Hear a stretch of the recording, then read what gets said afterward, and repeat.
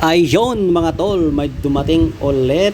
Okay, so install natin to sa ating Click 150. Ayan, so pinili ko nga ay carbon kasi maganda tignan at saka elegant nga yan mga tol. So kompleto naman yung item. Okay, so Street King side mirror yan mga tol. Ayan, blue tint. Ayan, nakabalot pa nga ng plastic yan, oh. Grabe, solid to. Okay, so install na natin to mga tol. Let's go! Kompleto nga pala ng mga tools yan mga tol. So install mo na lang. Okay. What's up mga tol? So ngayon, install ko na, oh. Di ba ang ganda? Carbon yung pinili ko kasi all goods, elegant look. Ayan.